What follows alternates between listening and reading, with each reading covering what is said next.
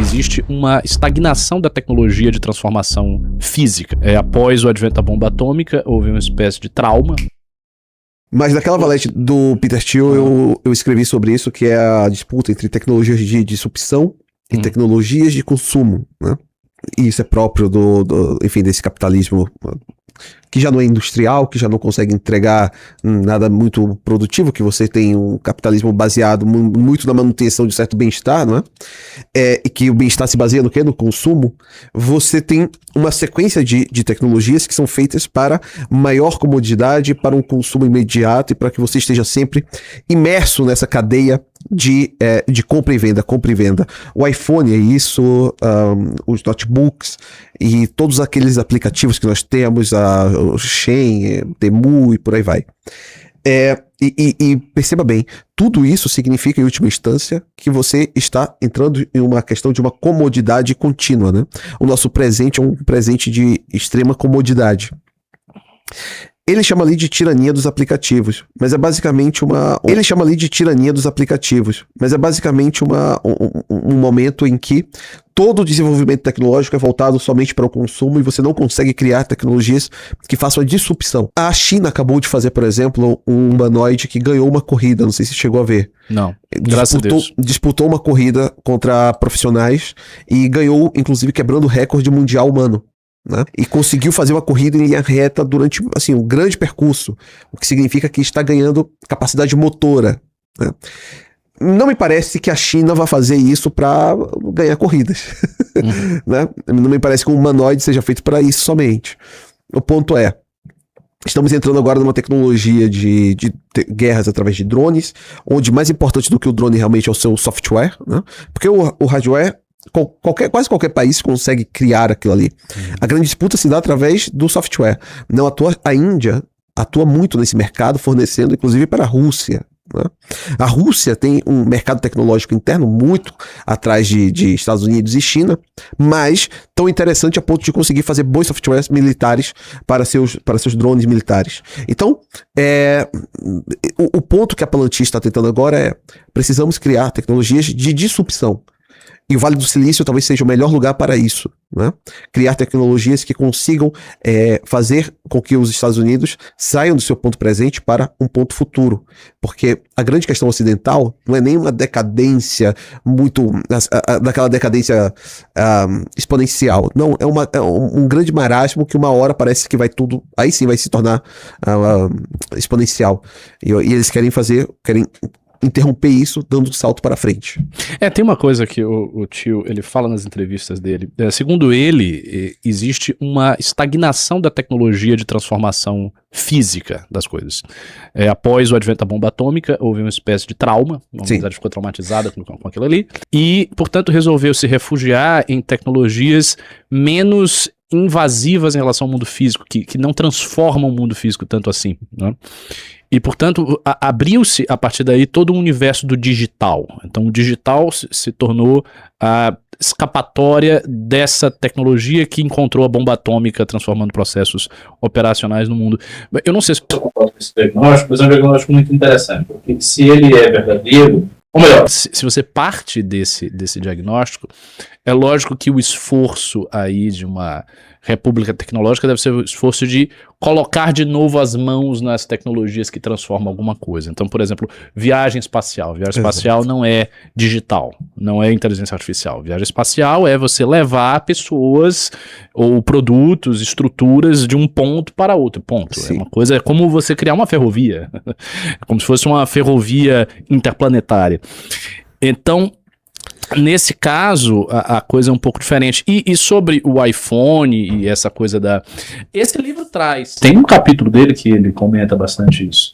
Sobre como essas transformações tecnológicas acabaram ficando confinadas nos aplicativos e criar, por exemplo, meios das pessoas consumirem mais aquilo ali, uma arquitetura digital mais interessante e várias formas de fazer isso.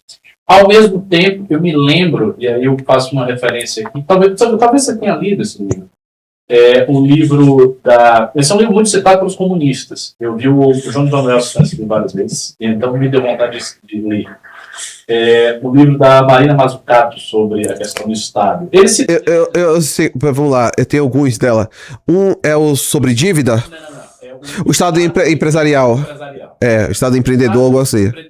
Isso. Eu tenho esse livro, tá lá em Portugal. Eu li este livro. Não li todo, não. Li porque eu tenho dois livros dela. Um é sobre a dívida, que é exatamente sobre o mito do débito, o nome do livro. E o outro é esse aí, o Estado Empreendedor. Neste livro aí, o Estado Empreendedor, ela diz que desconectou o seu microfone. Desconectou o seu microfone? Oi? O do professor Ricardo. Uai. Puta que pariu. Cadê o... Que eu bati minha mão foi embora. Aqui. Já? Não, embora não, ele foi treinar. Opa, oi.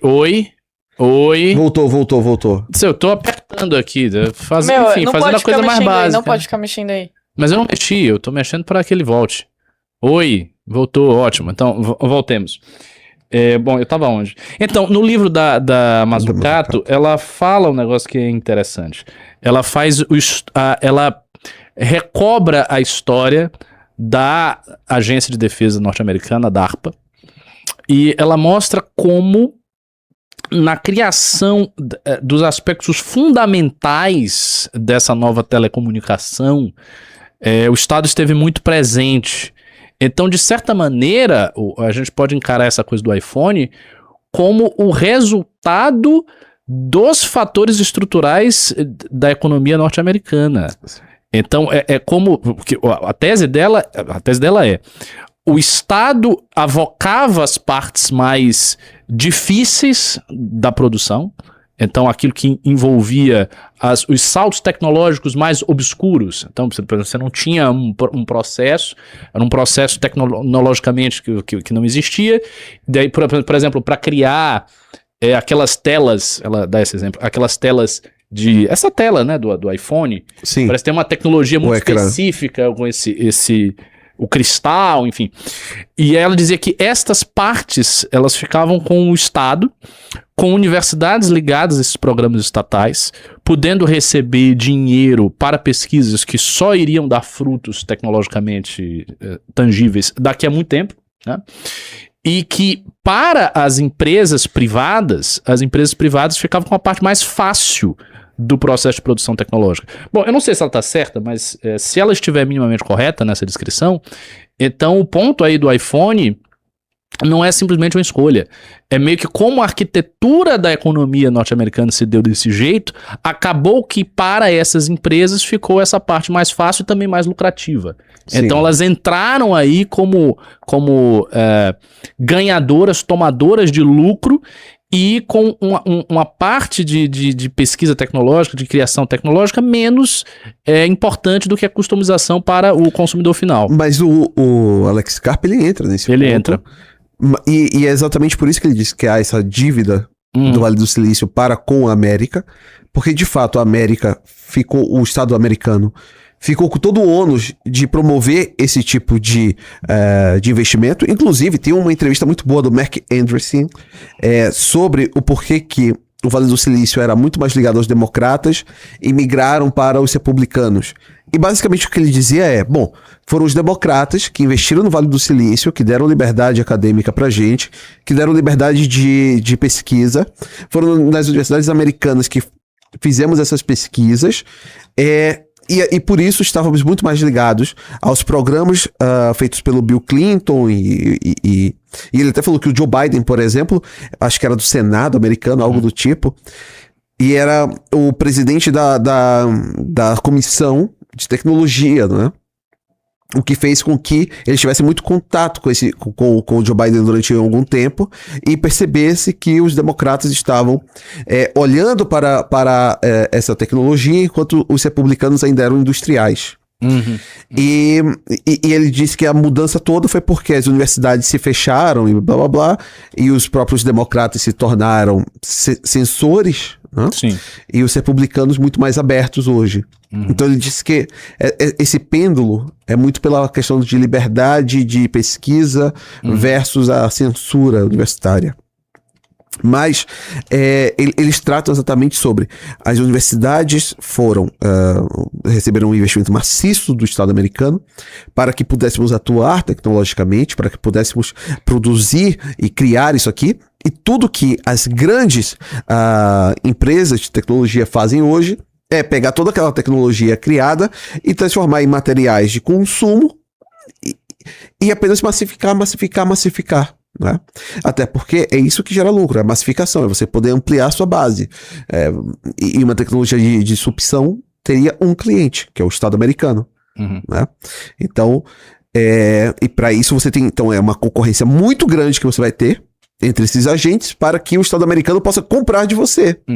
Mas é por isso que ele fala sobre uma república tecnológica, e tem essa questão de uma conversão industrial tecnológica, porque seria mais ou menos... Não seria bem que o Estado se tornaria um cliente dessas empresas, mas essas empresas se tornariam parte desse Estado. E a Palantir atuaria como esse guarda-chuva, né?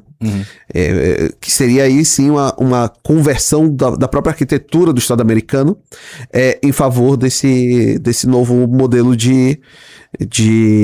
enfim, novo modelo político. Inclusive é um modelo político que, se formos ver, ele necessita de um certo grau de, não vou dizer de autoritarismo, né? Mas um certo grau de gerência centralizada que não pode ser, né, mudada de tempos em tempos.